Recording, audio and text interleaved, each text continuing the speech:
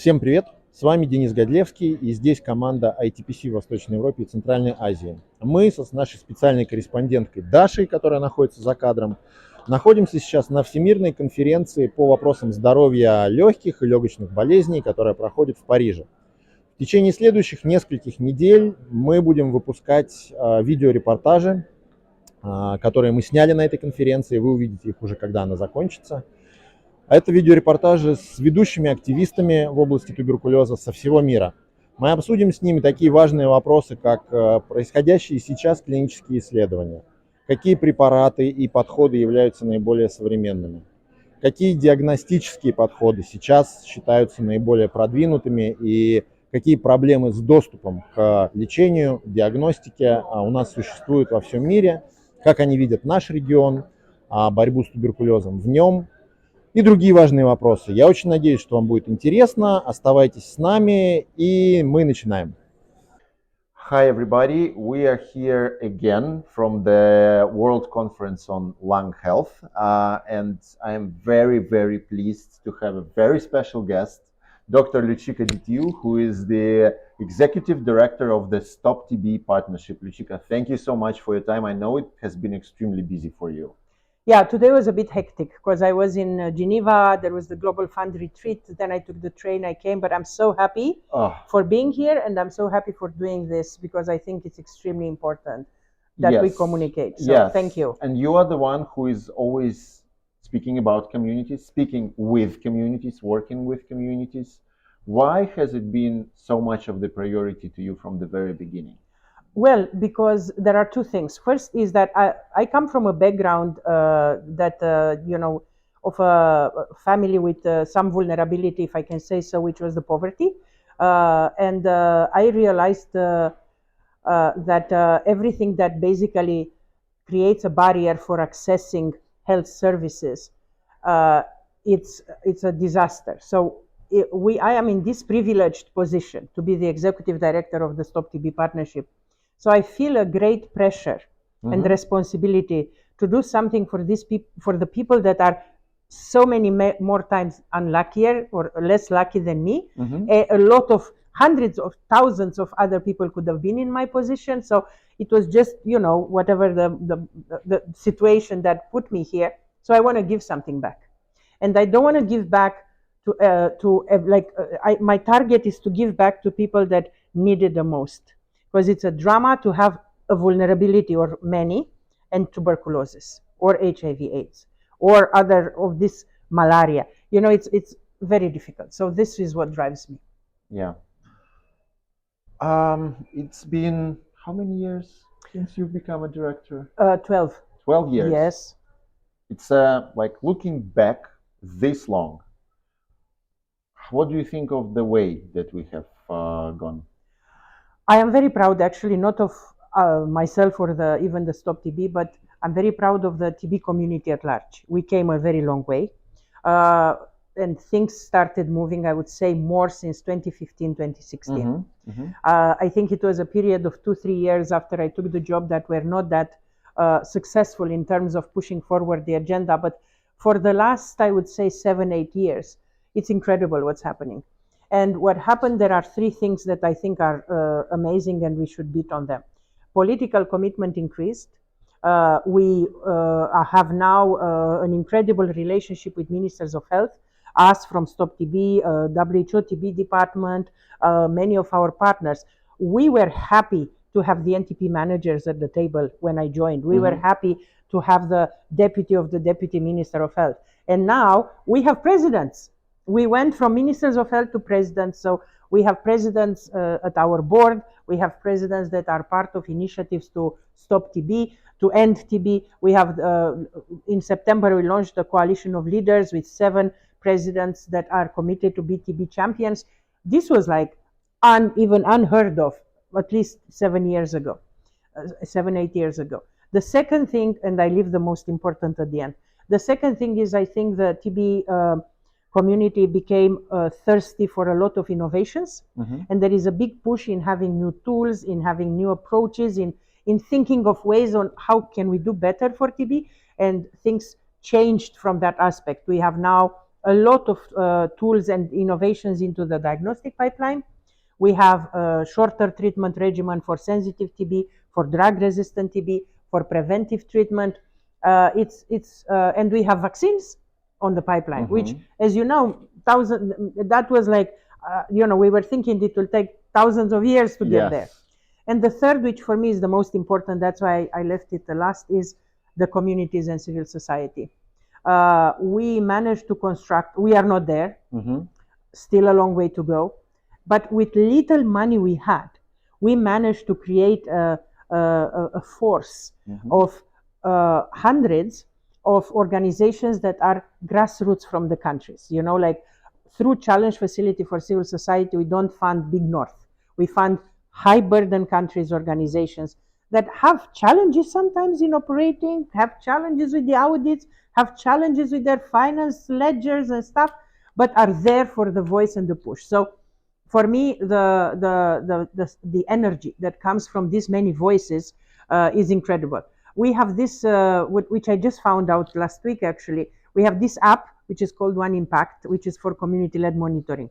There are 35,000 people using it. Like, where do we have 35,000 people on a platform for TB? So I want to make sure that we are going even further because, and here, many years ago, when the union was in Lille, they invited me to speak in the opening. And I said that if we want to end TB, we need three things. And I said at that time, and this is a recording somewhere, I said, we need political commitment. We need hundreds of thousands of civil society and communities unleashed and raged, unhappy about what's happening, and we need the money. So I think we are very good at the first two. We need to work very hard for the money part. I don't want to make it a competition and put one country above the other, but if you could still name 3 to 5 countries that sets the best example now, in your opinion, in different ways maybe. Yeah, it's difficult because I have hope for a lot, but I will just link it maybe, there are, yeah, you're right, it's very difficult, but let me start with, the biggest burden in terms of numbers is in Asia. Of course. That's where we have millions of people with TB. So I cannot start in countries that do well without mentioning the top two, India and Indonesia. And it came from the energy in the country, but from the fact that Prime Minister Modi and President Joko strongly said we need to end TB. Modi was even more saying, I want to end TB by 2025. And he really pushed these things incredible, because unless you are pushed for something, you know what I mean? When you don't have a target which is very high, you're like, meh. But as well, I feel that in the same region, and I'll go to Africa, we have Philippines, Pakistan, and Bangladesh in the next layer, and they will be probably the ones with whom we will try to work to get at the same level as India and Indonesia. I want to say that from Stop TB, I think we did the huge heavy lifting with all these countries. Now, in Africa, we always had South Africa as a runner, because South Africa always had this appetite for research, for taking risk, for pushing more for people with TB. But I am extremely impressed with the efforts that Nigeria is doing, with the efforts that Ethiopia, Kenya, Tanzania are doing as well. And I'm saying that because it's from a lot of energy comes from the countries, and from the organization, civil society, not only just the health sector. DRC, there is energy in the communities and civil society. There is a new amazing Minister of Health that I hope will hear us and will push the agenda there, because we need Francophone Africa to be an example. We are Europeans, both of us. I think in Europe, we should be the first ones to really end TB, because our burdens are not that high. I mean, we should be able to, right? Our systems are better, and we don't have that much. But I think political commitment still needs to be raised. I think even in my own country, I would say, I think I see some movement in Kazakhstan, in Tajikistan, The minister in Kazakhstan, she's amazing, and she obviously pushed the agenda of TB and primary health care. I think Tajikistan has a lot of push at the community level as well, and we have great partners, Azerbaijan, Georgia. There are, and of course, the amazing efforts done by our brothers and sisters in Ukraine, which even during the war continue to offer great services. That was one of the things I wanted to discuss with you. Before the war, Ukraine had a tremendous progress, and they were mentioned as one of the best examples in Yes. HIV, TB everywhere, Yeah. and they were skyrocketing in many ways. What it takes from all of us, from the international community and the others, to make sure that I cannot say we don't lose it, but at least the impact would be somehow reduced. And what do you expect in general in the nearest future? What is your assessment with regard to TB in Ukraine and the nearby countries? So I think, it's a very good question, and it's a very sad situation we find ourselves in. In our region, EMRO is facing another drama as we speak. So I think, to the merit of the Ukrainian people, they managed to maintain the services as much as they could. Of course, it's not perfect, and there is a big loss over the hospitals and dispensaries, but what they could, and they actually did a lot with the community-led, with the One Impact. They used the app a lot in that time. But as we know, there are a lot of people that left the country and then went through, Moldova and Romania, and through more in the western part. In terms of the future, to be honest, everybody prepared to see big numbers, of people with TB and MDR-TB going from Ukraine and making everybody else sick. And it's not happening, which is very good, obviously. If anything, so there are double-digit numbers, right, that are moving, from Ukraine to people with TB or drug-resistant TB that are all known, that are having the drugs with them, that when they enter in Moldova, in Romania, in Poland, in Hungary, everybody is aware, WHO, Euro, ourselves, Global Fund teams, were tens of discussions about making sure that people are not lost. To be honest, if there is any fear, and this is sound probably for a lot of people, what? Western countries are not ready to deal with drug-resistant TB. People coming from Ukraine with their treatments had access to better, shorter treatments. They had access to the BPAL and stuff than what French or German people, they don't have. The guidelines on diagnosing and what is an infectious case of TB are very old in all Western Europe.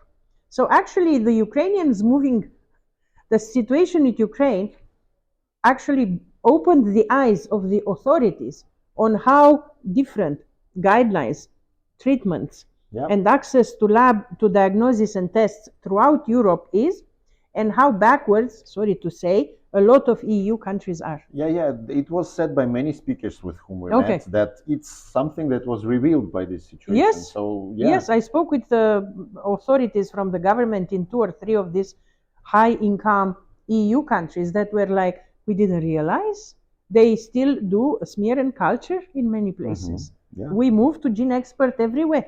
Anyway, you have supported, and Stop TB has supported through the years many amazing projects across the globe. What would you name out of the most recent ones that you consider the practices that should be replicated ASAP? You mentioned one already, One Impact. And any others? So One Impact is across, because I believe in something that, you see, we are all, most of people use Uber or one of these type of platforms, Airbnb, even hotels. Everybody, when you go to a hotel or a restaurant, everybody now is looking to see, okay, are they good? Yes. Nobody wants to go if you go. How good is the wine? How good is the wine? How good are the waiters? Am I going somewhere that I will be, everybody, the son of my cousin who is very junior, I was saying, let's go somewhere, let me check. He's like 12, what do you want to check? I want to see how good they were ranked. So I believe in a system in which we were calling it many years ago. I was saying the civil society audit of the TB programs. Mm-hmm. But now it should not be that is very complicated like an audit, but it's an app. You do a sort of like a ranking system for the facilities you visited, so you know that you there are welcomed and loved or versus not. So the entire community-led monitoring and app, it's an important piece of work. Now we have TB Reach that is giving funds to innovations in the space of TB, and they managed to do a lot of the portable X-ray. Mm-hmm. They funded portable X-ray to get evidence and to help WHO to raise it and to put it into guidelines. When nobody was speaking about portable X-ray, people were like, "What are you guys speaking here?" They were speaking about AI, artificial intelligence, reading the X-ray 5 years ago. Now it's everybody knows about it. At that time was like what? So we had a lot of things. They also did something absolutely spectacular. That they do work with pregnant women in Papua New Guinea. Mm-hmm. They do work with what I think is very difficult is the transgender population in Pakistan. I mean, like helping transgender community in some parts of Pakistan to think and get access to diagnosis, I think is remarkable because it's very difficult, I imagine, to be transgender in Pakistan. And from what I heard, it was beyond wildest expectations how many people with TB they found, because people obviously they were not going. From the challenge facility funding, what I think is amazing are the networks of survivors and of the civil society at the national level, and a lot of them in Africa, and some of them growing from being a small grassroots organization to now being part of the CCMs and having a voice.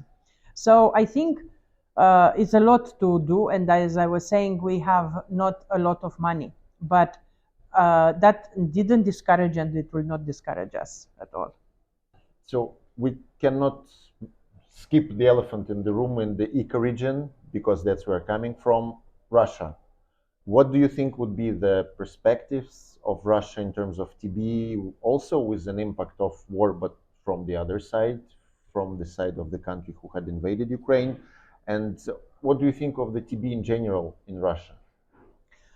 Yeah, so I think, very well said, the elephant in the room. As you know, Russia used to be one of the high burden countries.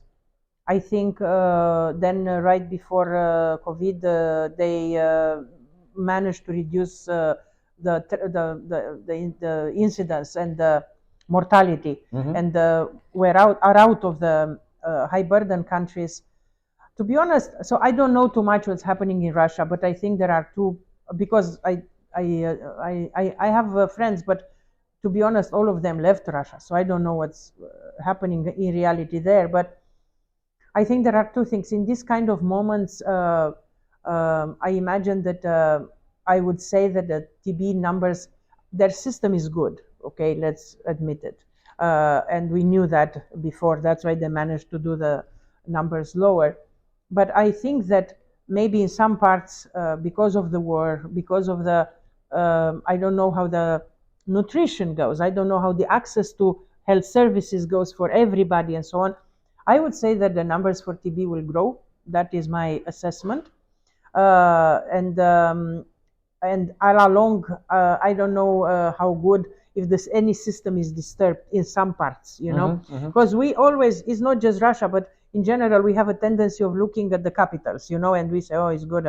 Probably people from Moscow are doing well, but people at the periphery, you don't know if they have access to all the treatments, with all the situation. You don't know in what, how to say, mood they are. And to be honest, a lot of Russians left Russia.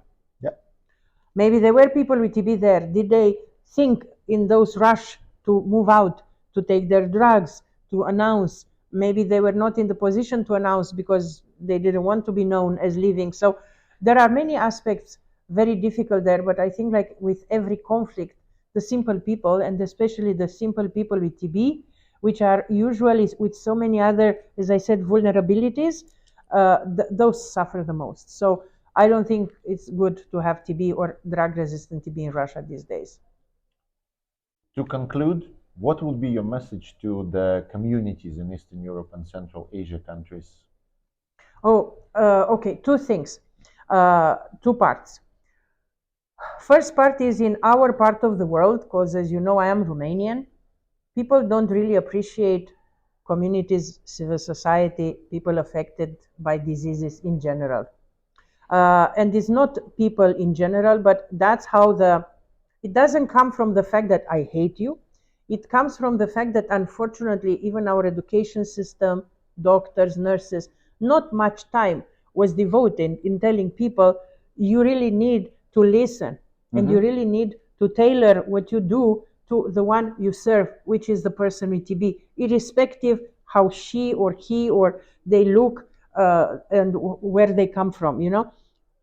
In the education system, I hope now is changed, even though I don't know, that was not included. The love and the empathy was not part of it. And that's why it's seen as a burden. That's why time spent with people with TB looking at the medical sector is very little, you know, it's like a few minutes, go and take treatment. And that is not good. Also, there is this continuous friction, which is not just in Eastern Europe, between civil society and public sector. And, you know, a threat, each of them hate each other. They are seen as a threat to each other. And it's not good because we cannot construct. So a good dialogue needs to happen. So my first message is not easy in our region for civil society and communities, but is the only answer. And we should not give up. But we should be smart enough. I say we because I never appreciated being part of governments or public sector. I don't fit there. We should be smart enough to do it in a smart way, you know, not all the time. We should be beating, but we should be also a carrot, you know. So that's the first. The second is, on top of the challenges we have as civil society and communities and activists and advocates, we also have to do it for TB. So it's a double trouble, right? You come from a constituency that is not loved, and you deal with a disease that is not loved. But it's even more merit into that. Because, as you know very well, people with TB are, as I said all this interview, are people with a lot of other vulnerabilities, are people that are afraid, are people that are ashamed, are people that are scared. They are scared of others. They are scared to go to doctor, to be seen by a nurse, by a policeman. I am Romanian. In Switzerland, it took me long time not to be scared of policemen. Yeah, because we didn't have, you know, we had all this issue with visa. I always had in mind, like sometimes it happened, I think, in our countries, that if they stop you, they will find something. Of course. So when I saw a policeman in Geneva till recent years, I was always like, my goodness, if there is something wrong with me. That's what I was thinking. And I had zero vulnerability. Imagine what it means to be a migrant, illegal migrant, sex worker, poor, be very poor. You know, be a, you know, so any of these other vulnerabilities. So, but we are the only hope of all these people. They are their own hope, but some of us in this kind of positions are the only hope for them. So we have to go ahead. There is no way out, even though we are in difficult situations. We don't give up, and yes, we can end TB. There is no better way to finish this interview. Thank you for your endless optimism and leadership. Thank you so much for doing this. Thank you, and please subscribe and follow us. We'll give you more of the nice content, I hope.